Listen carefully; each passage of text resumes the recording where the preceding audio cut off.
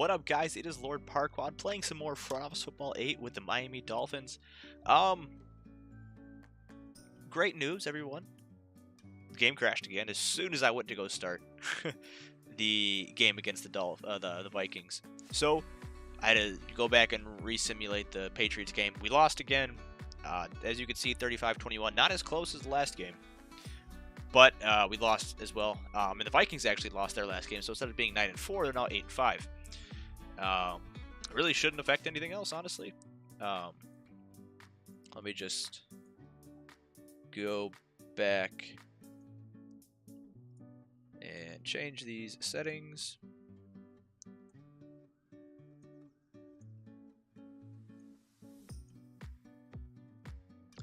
There we go. All right. So hopefully this time we're gonna go and can start with no problems.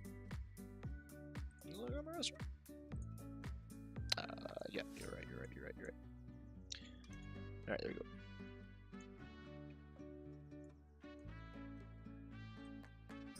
What? Why is Breen playing? Oh, that's because Jack Cash is hurt. All right, never mind. All right, now without further ado, let's get into it.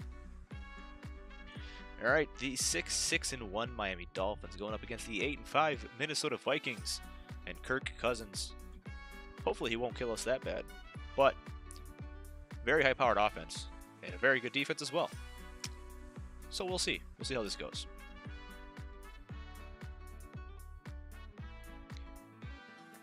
Able to stop him on the first possession. Nice. That's awesome. That's great. That's great.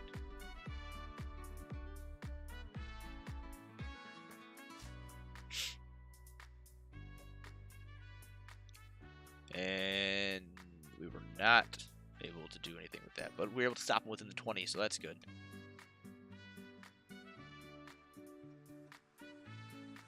Nice stop behind the line there. And we stopped him again. Nice.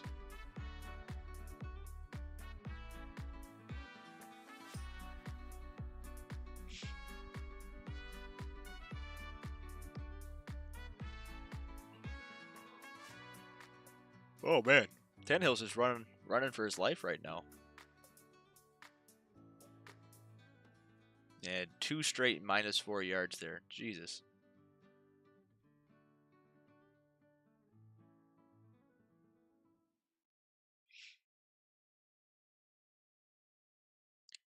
Interception, pick 6 by Xavier Howard. Let's go. That's awesome. That is phenomenal. Let's go.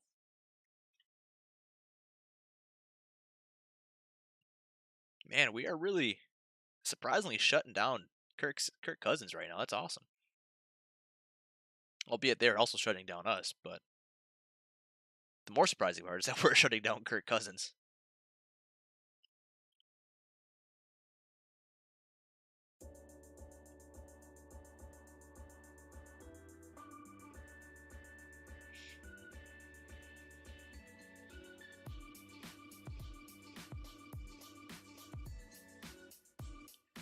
I wonder if Adam Thielen is hurt, because I haven't seen him get any action yet.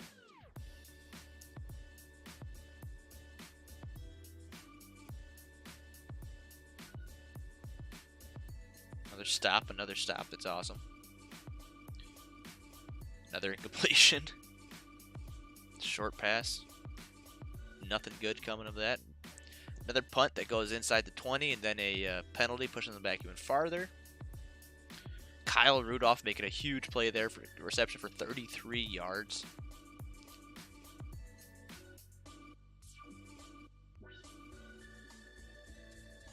Man, Aldrick Robinson is just getting tossed the rock all the time. Diggs, 6 for 46 already. Now they are within striking range here. Ooh, man. And got a 17-yard completion on a 4th and 18. We got very lucky there that they didn't get that. But they did. Masa 14. Jeez. A 64-yard punt there by Hack, and then gets pushed back even farther because of another penalty. Man, that Hack is really doing work, and so is their penalty. So is the Minnesota Vikings penalties. They're really helping us out as well. And interception by Ryan Tannehill. Nice, let's go. This is ridiculous, man. Not only are we being surprisingly shutting down their offense, unsurprisingly, our offense is playing like garbage.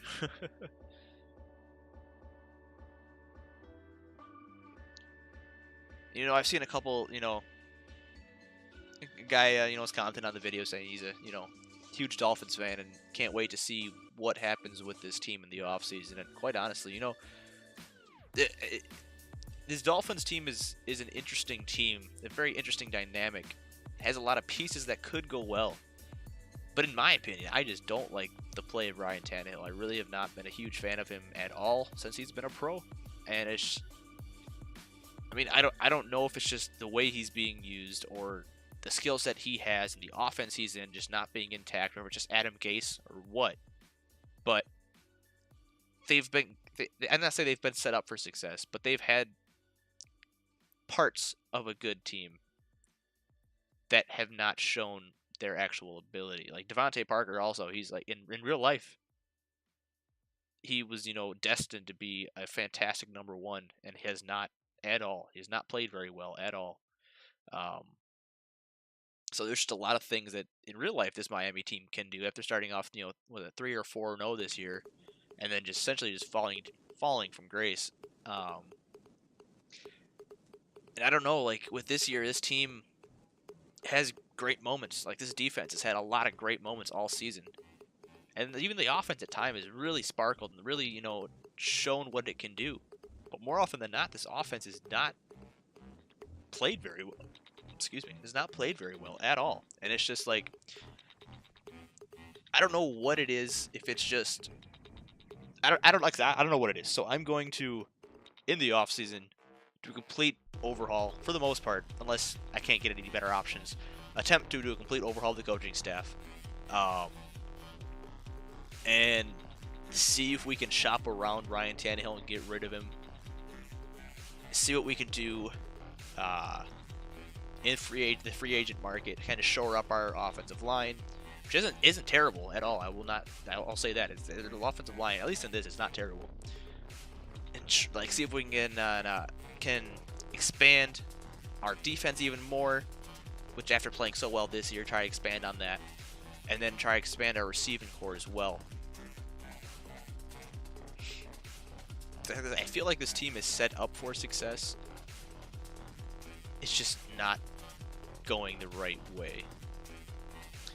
And I am going to put a large part of the blame onto Ryan Tannehill, as he has not performed very well this season at all. And it's strange because he will throw games away for us, and then he will keep us in the fight for a long time and then just snap and not be able to get the job done. So like I said, it's going to be interesting to see how this offseason goes for us. All right, 17-20 here in the fourth quarter. Let's see if we can stop them here and get the ball back and try either tie it up or get the win. And they keep moving the ball here.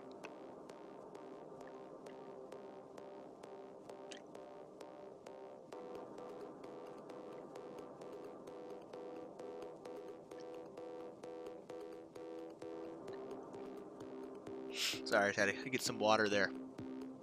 Voice is getting a little scratchy. I think I may be getting sick, and I really hoping it's not true, because I don't want to. Never a fan of having a sore throat. All right, got a minute left. Let's see if we can move down into field goal range here. Ooh, nice pickup by Durham Smythe. Get to the 44. Ooh, nice. Huge play at the 10-yard line. Let's see if we can get that touchdown. Oh, boy. All right, there we go. All right. We had huge potential there to get a touchdown, and then our offense fell apart. Nope, still a surprise there. We were able to tie it up. Let's see if we can stop Minnesota here from getting a touchdown. And at a minimum, or at the most, give them just a field goal here. But they're moving the ball really well again. And they got a touchdown and ball game over. Well, there's that. We started off really containing Kirk Cousins and really shutting him down. And just as the game went on, because our offense played so poorly, they were off the field quickly, and our defense was on the field for a very long time. So I'm assuming fatigue set in, and it just didn't go well, and we ended up taking the L here in overtime.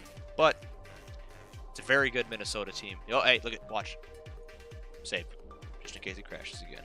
But all right, let's pull up the box score here and take a look at how everything broke down here.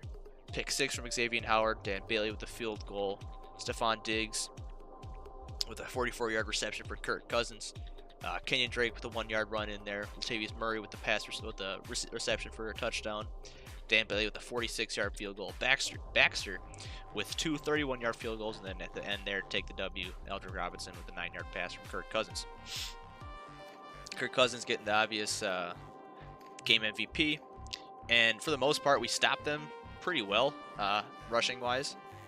Mike Boone had busted a couple out, but Latavius Murray, the brunt of their rushing, didn't do very well, which is good. However, if you just take a gander at the other side, and look how phenomenally Kenyon Drake played. 19 carries, guys. Look at that. 19 carries and a whopping 7 yards. 7 yards. Wow. He did it, guys. He did it. As he eclipsed the boundary of life here on Earth, and it ascended into the heavens. Hey, but he got a touchdown. So there's that. Man, that is hard to look at. Like, that is 0.37 yards a carry. That is terrible. That is so bad. Like, it's like pointless for him even to get that touchdown. Like, why? Ryan Tannehill, 7 for 41. Let's give him a clap here. What a man. What a man. All right, then he throwing the ball didn't do it very well at all. 19 for 35, 224, and an interception. Not a good game. Yeah, it just wasn't a good game for him. Matt Hack is continuing to be the MVP of the team. Really just for the brand. That's what I say. It's for the brand. Just launched him out there, doing great work. And then Baxter still being solid, 2 for 2 on his field goals. Cordero Tankersley and Raquan McMillan leading the way with 8 and 7 tackles, respectively. Raquan McMillan, William Hayes get the 2 sacks, no blocks. A lot of hurries, though. What's that? 9 hurries there. Pretty phenomenal. And I think a lot of those came at the beginning of the game and slowly tattered down, but still 9 hurries is great. Only 2 knockdowns, which is okay, but still 9 hurries. Great that we got the quarterback that well. All right. As always, I've been Lord Parquad, guys, and I really appreciate all your guys' support and watching. You guys have a good night. Talk to you later. Peace.